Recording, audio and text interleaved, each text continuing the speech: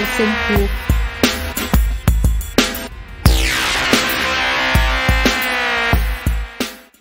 Salaamaaleykum les gars, maa leen di nuyuwaat yéen ñëpp di leen wax soyez les bienvenus ci seen Sénégal seen cours. tey nag ñu ngi ñëw ak yéen ci vidéo bu am solo encore muy français ci chapitre boo xamante ni dafa am solo lool muy voix passive voix active. d'accord mu doon vidéo boo xamante ne nag moom xam naa dina xaw a gudd lool waaye lépp rek bëgg ñu détailler ko ba mu leer naññ kon li ma lay wax mooy jëlal sa temps nga topp vidéo ba mu jeex tàkk te nga teg feuille ak bic di jël note ndax xam naa ni dama ko fas yéene toj ba mu leer naññ d'accord donc duñ fi nekk di guddal dañuy dem directement ci li nga xamante ni moom mooy leçon bi ñu door ko expliquer ko joxe ay exemple ay exercice ci biir mu leer d'accord voilà kon ñu dem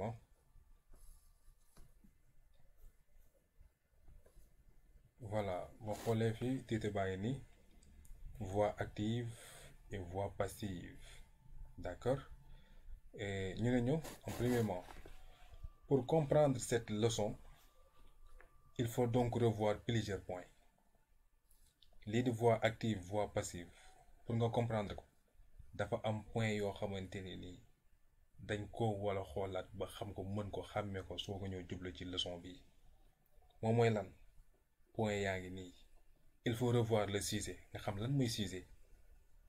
Il faut revoir le verbe xam lan mooy verbe et les temps des conjugaisons maanaam verbe yooyu noonu ban temps lañ ko conjuguer kon maanaam pour comprendre cette leçon il faut donc revoir plusieurs points points yi mooy yan mooy il faut revoir le sujet nga xàmmee lan mooy sujet nga xàmmee lan mooy verbe nga xàmmee lan mooy temps des conjugaisons les temps des conjugaisons kon ñetti points yi ku ko xam rek yow leçon bi warut doon sa problème xam la mooy sujet xam lan mooy verbe xam aussi yan ñooy temps des conjugaisons ñu dem premier point ñu ne ñu à la voix active c'est le sujet qui fait l'action ñu ni à la voix active c'est le sujet qui fait l'action xam nañ fii lan mooy sujet xam nañ lan mooy verbe xam nañ lan mooy les temps des conjugaisons léegi ñu ne ci voix active sujet bi ci boppam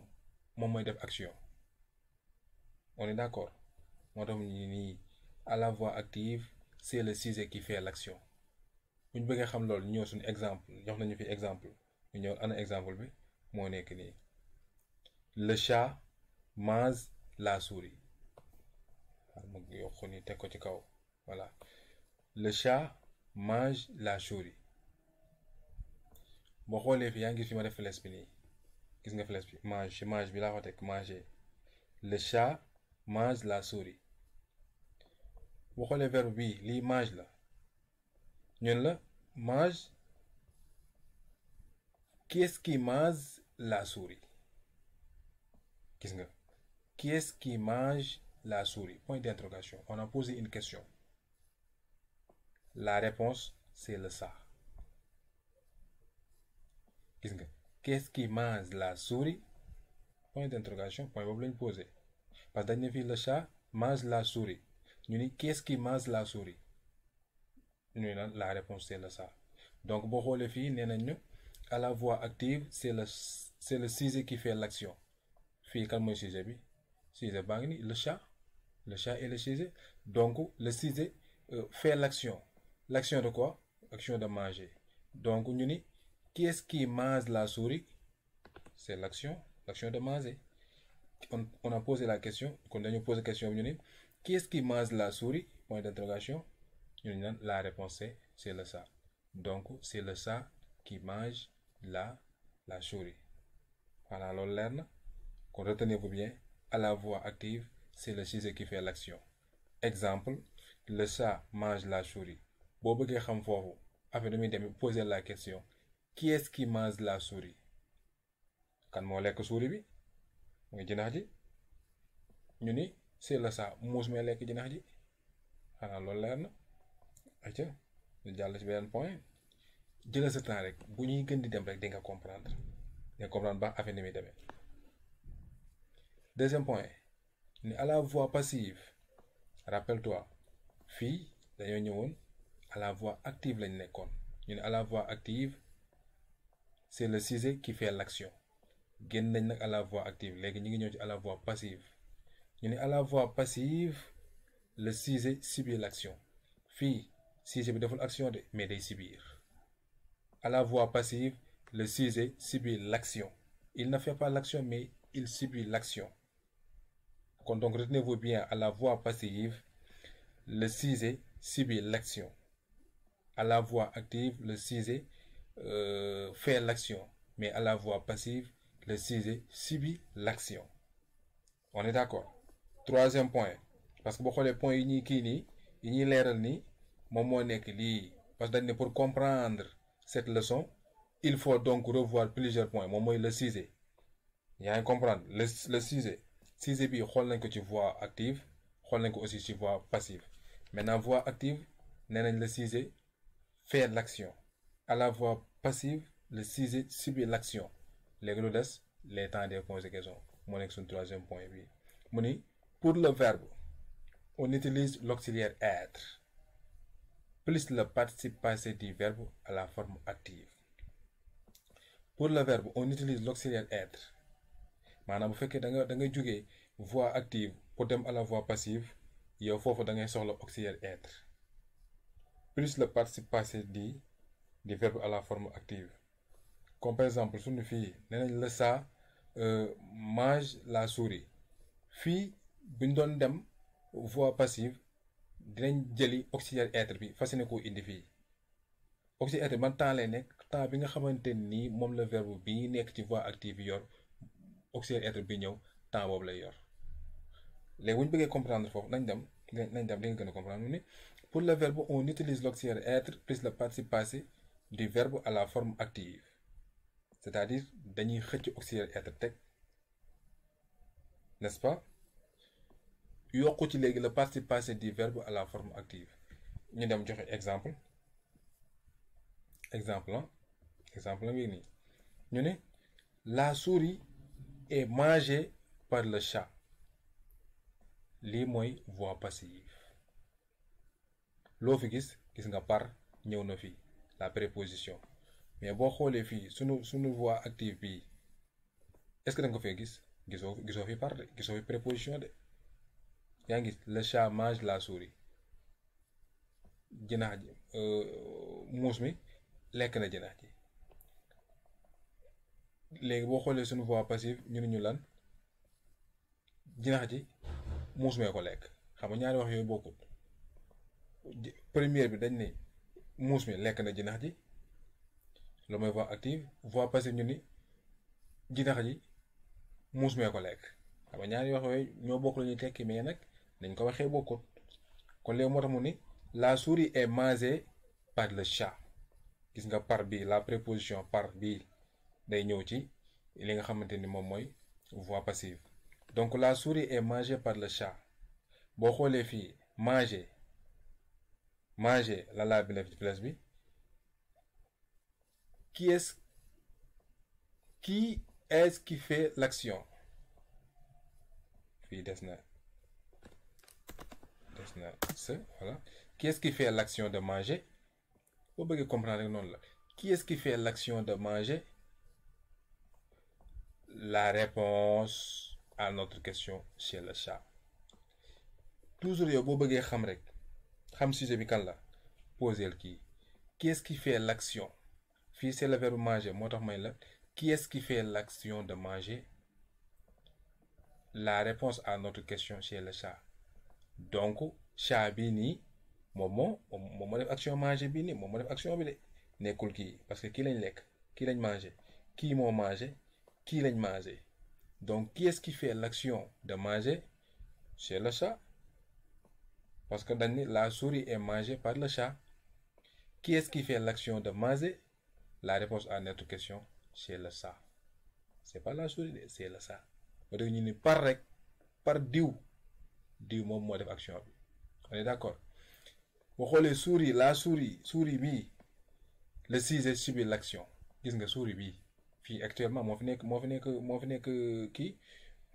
nekk sujet il subit l'action parce que c'est la voie passive voie passive nee nañ la le sujet subit l'action moom day topp action bi rek day topp action bi rek on est d'accord bu doon la voie active dañ foofu dañ ne la le sujet fait l'action parce que foofu dañ ne woon le chat mange la souris kon donc le chat moom moo def action bi moom moo def action manger bi quoi fii nag c'est la voie passive le sujet il ne fait pas l'action mais il subit l'action on est d'accord voilà ayca ñu dem ñu wàcc voilà moo tax fii ma ne la boo xoolee dañ ne la réponse à notre question c'est le chat donc c'est le chat qui fait l'action de manger moo tax ma ni fii ce groupe nominal c'est-à-dire le chat on est d'accord ce groupe nominal le chat est introduit par la préposition que boo xoolee fii nee nañu la souris est mangée par le chat c'est ça le groupe nominal ce groupe nominal là il est introduit par la préposition par on est d'accord moo tax fii ma ñëw ni la ce groupe nominal c'est-à-dire le chat est introduit par la préposition par mi ngi nii moom lañ def fii la souris est mangée par le chat on est d'accord la souris est mangée par le chat donc ce groupe nominal là est introduit par une préposition par moo nekk nii par bi moo ko débuté on est d'accord voilà mu ni ce groupe nominal le chat est introduit par la préposition par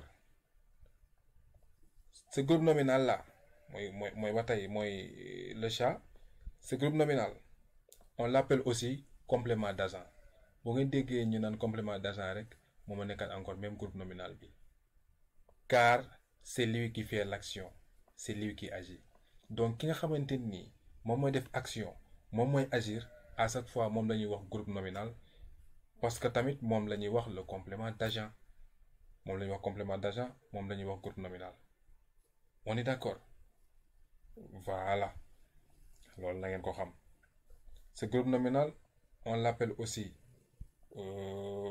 le complément d'agent pourquoi ñu koy wax le complément d'agent parce que moom mooy def action bi moom mooy agir mooy def affaire yi quoi ayca quelques astuces fii nag ay astuces la quoi dañ lay jox quelques mën nañ ne quelques kii la quoi quelques conseils waaw quelques points yu ñuy énumérer pour nga xam ko voilà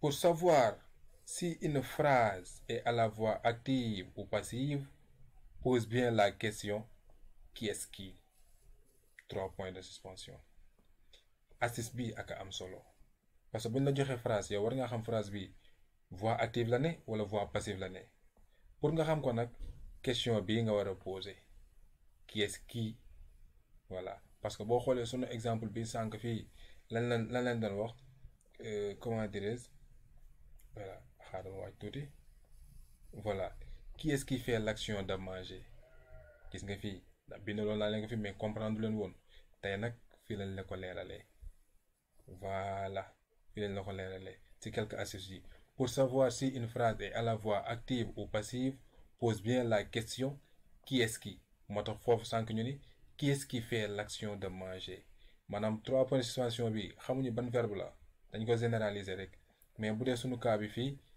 c'est manger qui est-ce qui fait l'action de manger d'accord bu doon beneen kii tamit loolu nga fay dugal qui est-ce qui fait l'action de frapper ou bien de dormir voilà etc. D'accord donc pour savoir si une phrase est à la voix active ou passive pose bien la question qui est-ce qui boo ko répondre rek yow di nga xam exactement qui est-ce qui fait l'action posez ko lool qui est-ce qui fait l'action mi ngi nii ba tey qui est-ce qui fait l'action donc question bi nii pour nga xam phrase bi ban voix la nekk voix active la ne wala voix passive mais nag attention lu ñu bëgg a wax foofu dans certaines phrases il n'y a pas de complément d'agent dans certaines phrases n'est-ce pas dans certaines phrases il n'y a pas de complément d'agent waaw am na phrase yoo xam ne du am complément d'agent de bala yaakaar ni phrase yëpp ay am complément d'agent de loolu la bëgg wax ci attention fii moo tax mu lay tiiral attention voilà beneen point bi ci topp ci attention bi ba tey mi ngi ñuy wax attention def leen ndànk toutes les phrases qui contiennent la préposition par ne sont pas obligatoirement des phrases à la voix passive.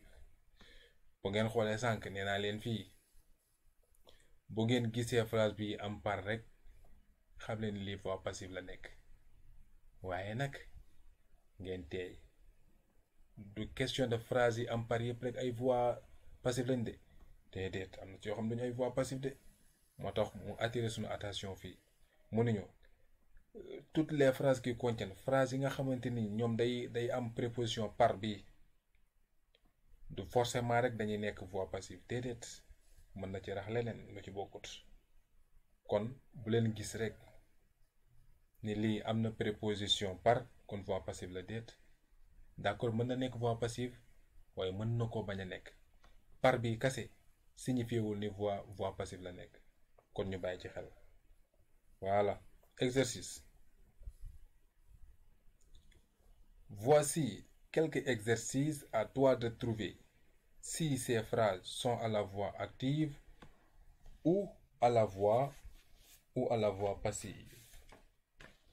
Voici quelques exercices à toi de trouver si ces phrases sont à la voix active ou à la voix passive.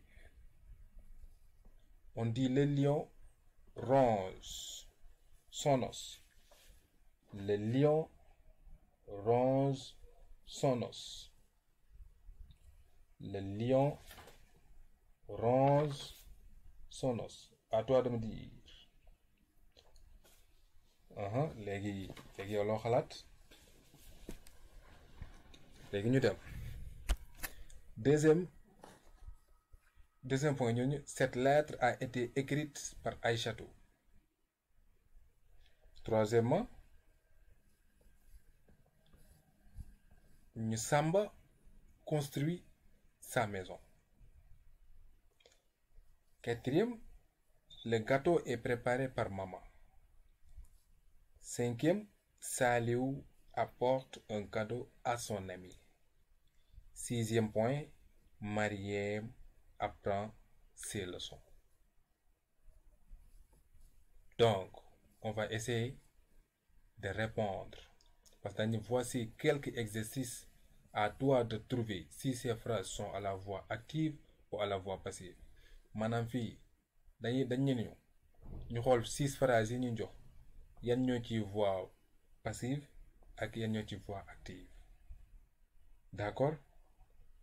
Voilà léegi loolu lu yomb na léegi yow boo bëggee xam naka ngay def ñu wàcc réponse première réponse voilà ñu ñoo war a compléter. Pour moi la première phrase est à la voix active. Donc néewoon naa leen pour trouver si une phrase est à la voix active ou à la voix passive on doit poser la question qu'est-ce qui fait l'action de. Donc si fii nee nañu le lion ronge son os, on pose la question qu'est-ce qui fait l'action de ronger? C'est le lion. Donc la première phrase est à la voix active. Voilà. Donc on écrit un B. Attends, je vais augmenter la taille. Voilà, je vais mettre 20. Voilà, 20, ça suffit. Voilà, en rouge. Voilà. VA. On pose bien la question. Qu'est-ce qui fait l'action de ronger? C'est le lion. Deuxième. On pose la question. Qu'est-ce qui fait l'action d'écrire? Qui est-ce qui fait l'action d'écrire? C'est Aïchatou. D'accord. On nous dit cette lettre a été écrite par. Ici, on a la présence de la préposition. Donc ici, c'est pas la voix active, mais plutôt la voix passive. VP. VP. On est d'accord. Troisième point, on nous dit Samba construit sa maison. Samba construit sa maison. On doit poser la question, qu'est-ce qui fait l'action de construire? Qui est-ce qui fait l'action de construire? C'est Samba. Donc, ici, la phrase est à la voix active. V. A. Quatrième point. On nous dit, le gâteau est préparé par maman. Le gâteau est préparé par maman. Qui est-ce qui fait l'action de préparer? C'est maman. Qui est-ce qui fait l'action de préparer? C'est maman. Ndax boo xoolee, on a la présence de la préposition par. Donc, la phrase est à la voix passive. VP. Cinquième point. On nous dit Saliou apporte un cadeau à son ami. Saliou apporte un cadeau à son ami. Fii gisuñu fi la présence de la préposition par. Fii gisuñu fi par de. Ah, kon donc ñu ni pour trouver, pour savoir si la phrase est à la voix active ou à la voix passive, on doit toujours poser la question, qui est-ce qui fait l'action de? Donc, fii buñ ne, qui est-ce qui fait l'action d'apporter? Parce qu'on dit Saliou apporte, donc on dit qu'est-ce qui fait l'action d'apporter? On dit c'est Saliou. Donc, la phrase est à la voix active.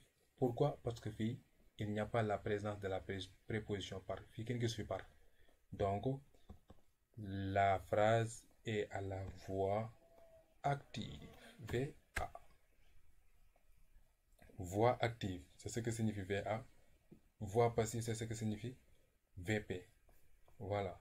Cinquième point. Mariam apprend ses leçons. Fii kenn gisu fi par néew fi. Il n'y a pas la présence de la préposition par. Donc, on pose la question, qu'est-ce qui fait l'action d'apprendre? Ici, c'est le verbe apprendre. Donc, on dit, qui est-ce qui fait l'action d'apprendre? C'est Mariam. Donc, la phrase est à la voix active. Voilà. Donc, exercice boobu wàcc na. Le point suivant, on dit transformer des phrases actives en phrases passives. Transformer des phrases actives en phrases passives. Fii mooy naka la ñuy transformer phrase active, jël leen voix active yóbbu leen voix passive. Quelques astuces, encore des conseils. Ñu ne ñu tout d'abord, repère le groupe nominal sujet. D'accord? Li ñu njëkk a digal mooy repère d'abord le groupe nominal sujet. Ci biir phrase bi fexe la xàmmee avant tout lan mooy groupe nominal sujet. D'accord?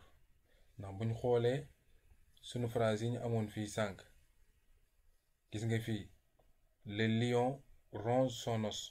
Le lion bi c'est le groupe nominal sujet. moo tax ñu ne ñu ci biir phrase bi njëkk la xàmmee lan mooy groupe nominal sujet moom lañ njëkk a wax fii. Deuxième point mu ne ñu repère le temps du verbe. Verbe bi ban temps la nekk.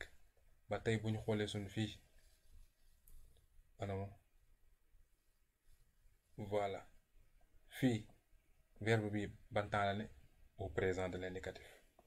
Donc premier point nee nañ ñu xàmmee la mooy groupe nominal sujet bi. la mooy temps du verbe ak lan.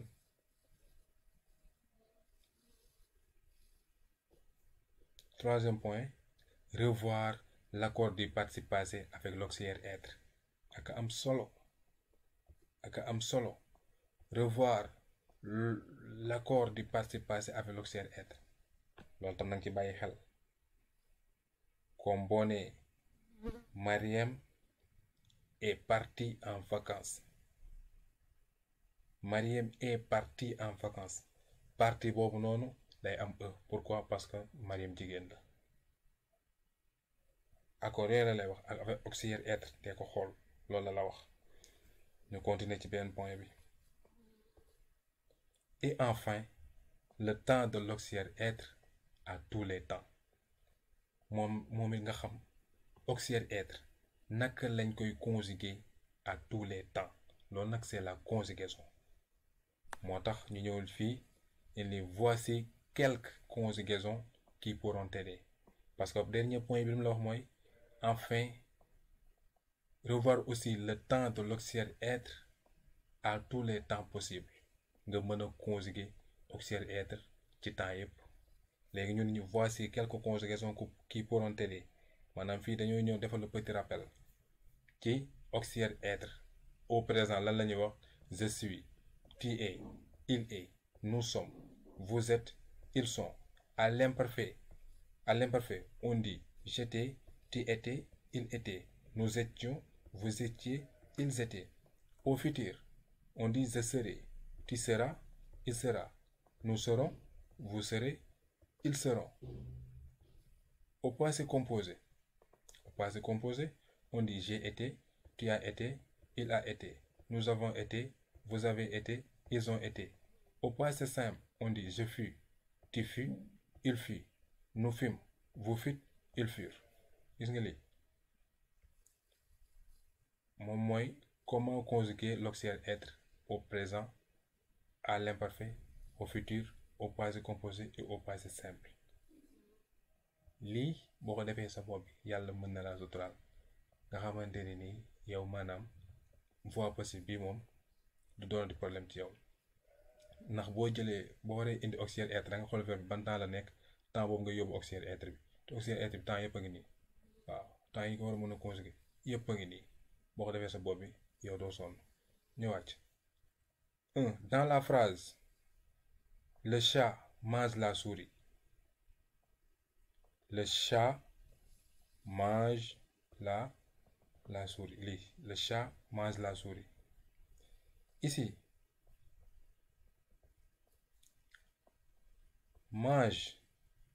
mange bi lii ñu ne ñu c'est le verbe manger conjugué au présent.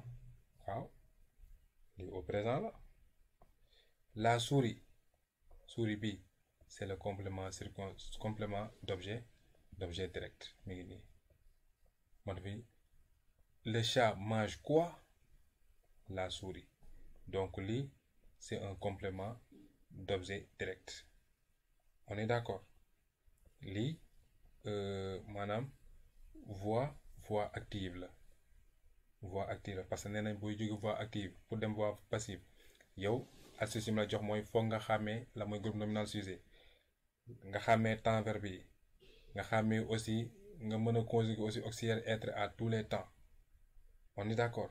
moo tax ñu gis nga te pour nga conjuguer verbe auxiliaire être bi foog nga xool temps bi nga xamante ne nii fa la verbe bi nekk ci à la voix passive foofu nga yóbbu voix auxiliaire être bi.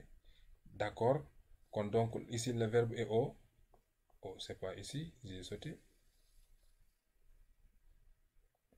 Voilà, le chat mange la souris. Ici mange est au présent. Gis nga c'est le verbe manger conjugué au présent. Le chat mange quoi? Le chat mange la souris. La souris c'est le complément d'objet direct. Léegi xoolal ñu ne ñu à la voix passive le complément d'objet direct devient le sujet. li mooy voix active. À la voix active boo fay jógee pour dem à la voix passive le complément d'objet direct bi ñu amoon moom mooy ñëw doon sujet bi nekk ci kanam. On est d'accord? On aura donc mi ngi nii on aura donc la souris est mangée par le chat. Gis ngeen la voix active mi ngi nii boo jógee voix active pour dem une fois nga xamee la mooy COD bi COD bi moom mooy ñëw nekk ci kanam donc le COD devient le sujet moo tax mooy la à la voix passive le COD devient le sujet. On aura donc la souris est mangée par le chat. On continue toujours. Ici, le verbe manger est passé au participe passé. Voilà. Le verbe manger est passé au participe passé. Voilà, parce que mange bi terminaison e la woon fii la mu nekk terminaison e accent aigu e moo tax mu ne la ici le verbe manger est passé au participe passé et nous avons utilisé l'auxiliaire être. Waaw xoolal et mi ngi ni la souris est mangée l'auxiliaire être ak ni ba pare aussi verbe manger bi fii xoolal le verbe manger est passé au passé passé. Pourquoi? Parce que mi ngi ni terminaison accent aigu e et nous avons utilisé aussi l'auxiliaire être ak ni je suis, tu es, il est li être la, n'est-ce pas? Ici, le verbe manger est passé au participe passé et nous avons utilisé l'auxiliaire être au même temps que le verbe. Xoolal lii verbe manger conjugué au présent. ay ci ñu dem ñu ni fii utiliser nañ l'auxiliaire être conjugué au même temps que le verbe. D'accord. Verbe fait au présent la fii auxiliaire être lañ utiliser tamit yóbbu ko au présent ni verbe bi mel fii temps bi verbe bi mel fii moom la auxiliaire être bi mel fii. Aussi verbe bi day passer au participe passé. Participe passé de verbe manger c'est accent aigu e. Accent aigu tout simplement la moo tax fii nekk e parce que on dit la souris féminin moo tax nga def accent aigu e. Bu doon fii par exemple on dit le lion fii accent aigu tout simplement lay doon mais lañ ne la souris c'est féminin moo fii nekk accent aigu e. Bu doon le lion c'est le masculin naan le lion est mangé kon fii accent aigu donc lay doon mais fii dañ ni la souris c'est au féminin raison pour laquelle ñu ni la souris est mangée terminaison accent aigu e par le chat. D'accord.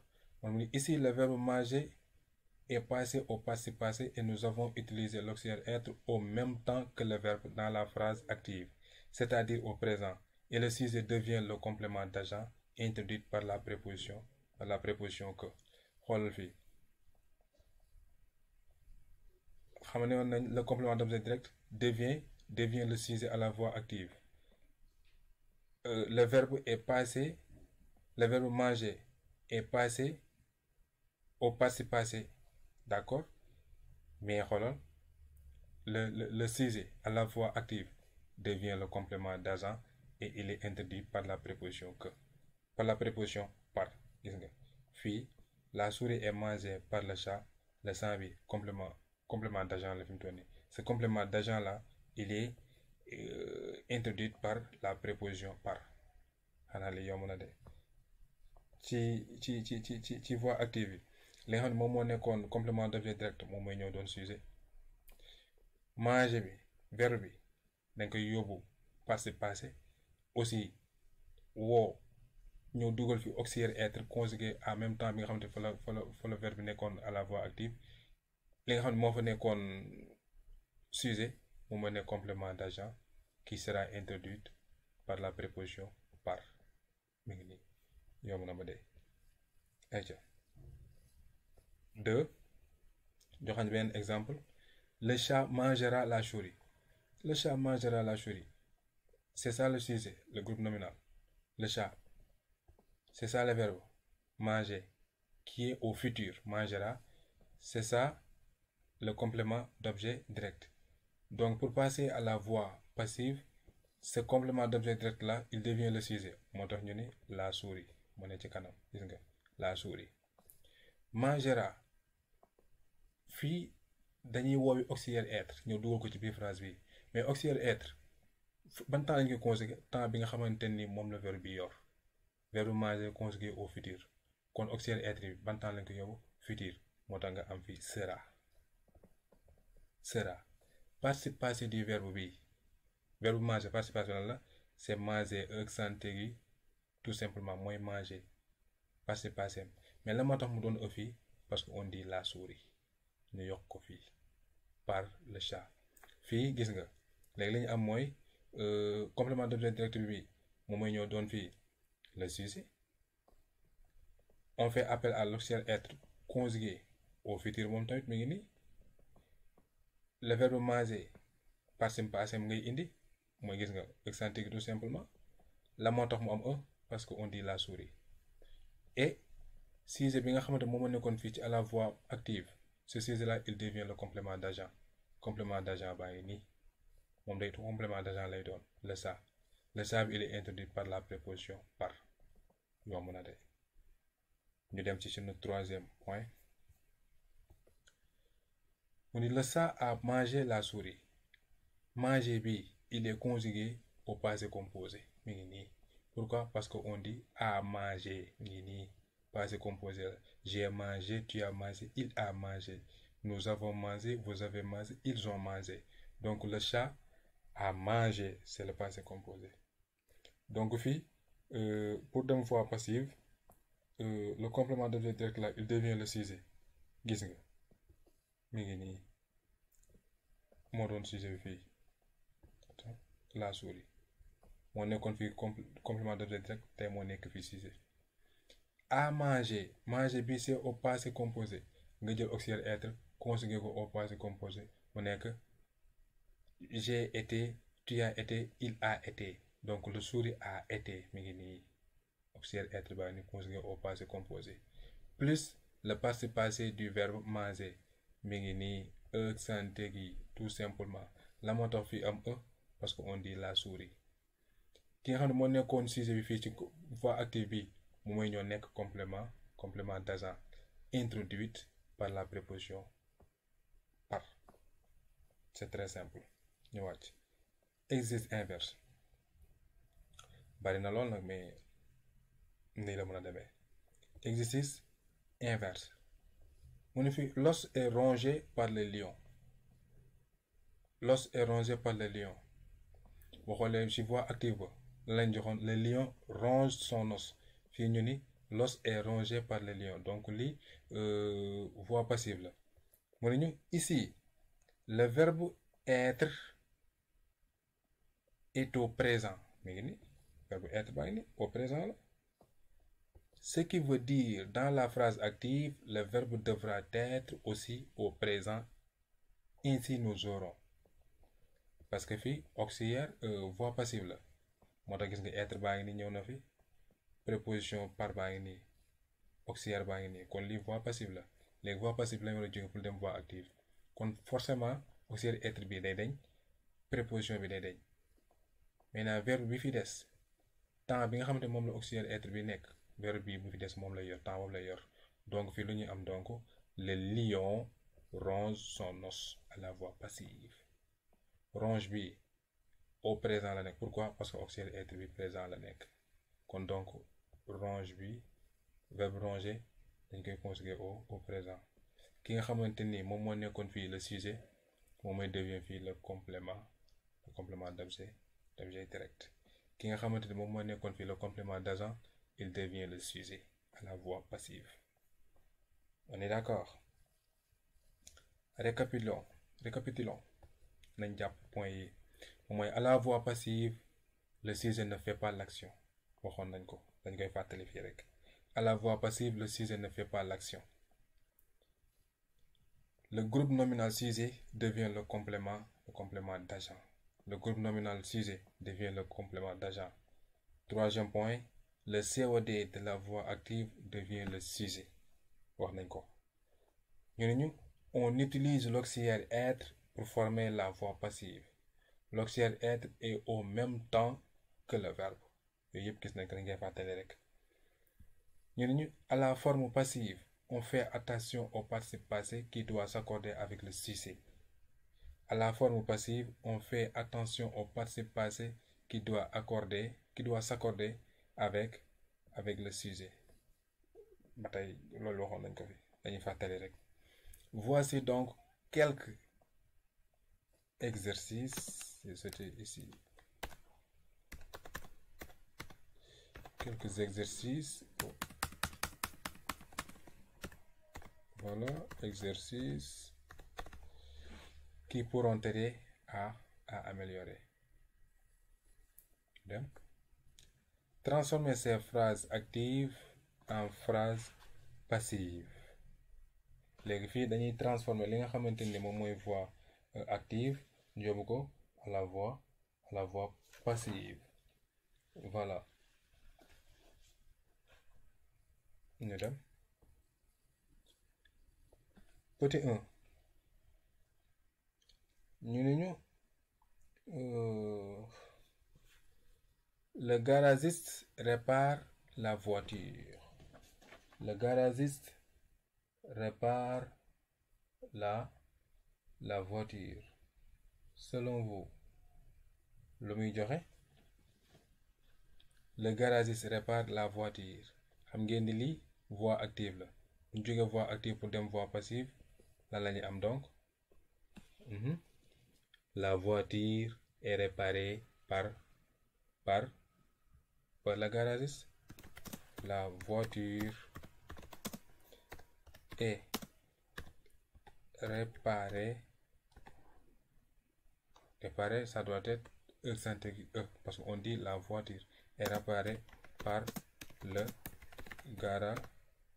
garagiste. Vous êtes d'accord, je pense?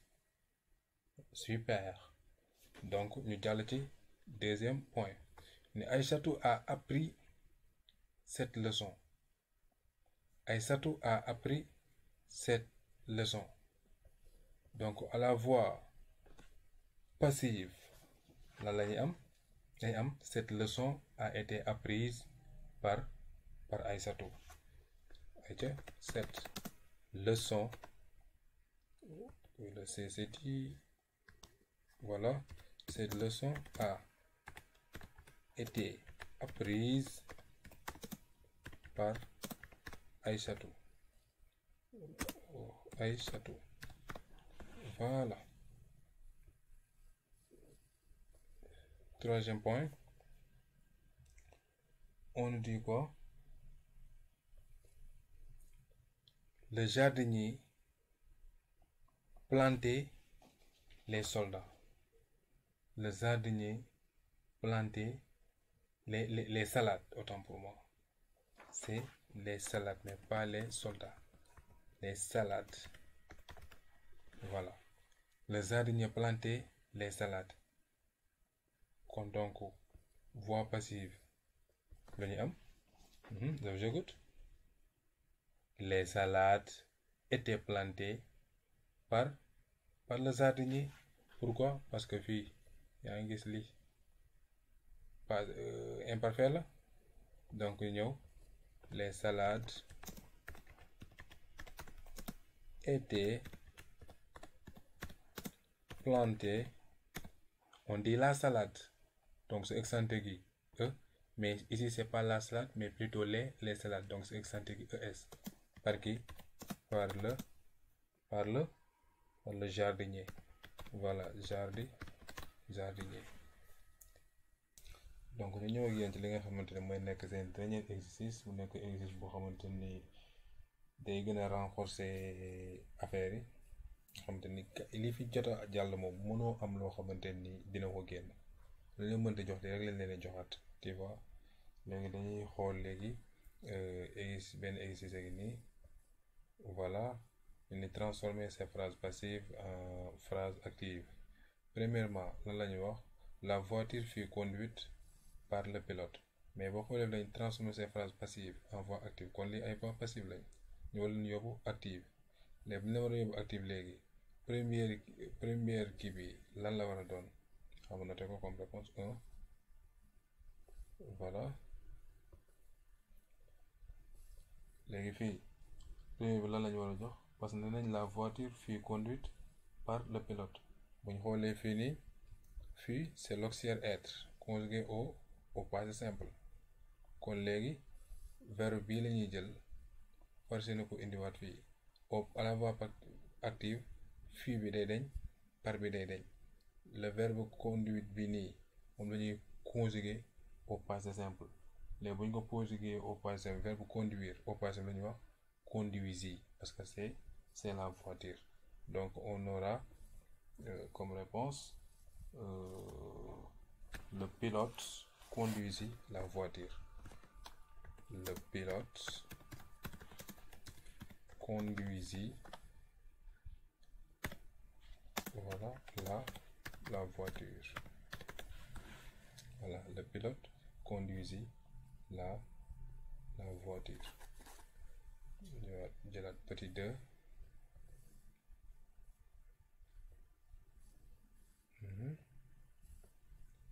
Petit 2 la ñu waxoon.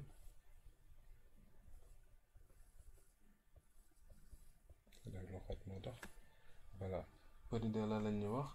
Le pollen a été ramassé par l'abeille. Kon donc lu ñuy am l'abeille, je vous écoute, a ramassé. Voilà, l'abeille a ramassé, le pollen. Voilà. Et le dernier, ça sera, je vais le mettre ici parce que j'ai plus d'espace. On aura quoi? On nous a dit la maison est chauffée par la cheminée. Donc, à la voix active, on aura la cheminée chauffe la maison. La cheminée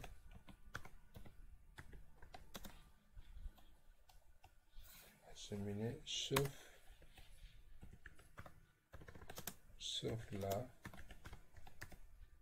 la maison. Et voilà, c'est la fin du cours. te jàpp naa ni tamit li comprendre ngeen ko bu baax a baax léegi lu ngeen ci comprendre lu nekk rek da ngeen di ñëw ci fi ñuy commentaire ngeen commentaire ko posé ma la question fekkee comme lu ngeen comprendre après ma ñëwaat ci expliquer leen ko bu mu leer naññ d'accord. Donc ma lay wax ni boo abonné ko ci chaîne bi nga fi ñu bind noonu ci suuf vidéo bi am na fu ñu def bouton s'abonner ñu bind ko en rouge foofu ngay cliquer am na benn cloche bu mu dendal ngay cliquer ci cloche bi 3 options dina génn 3 cloches moo nga choisir premier cloche bi njëkk génn mooy cloche bi ñu bind tout nga xamante ni waa Galsen cours bi mënti dugal rek di nga ko mën a xam ni waa Galsen dugal leen cours. Et voilà les gars, je vous remercie, à la prochaine.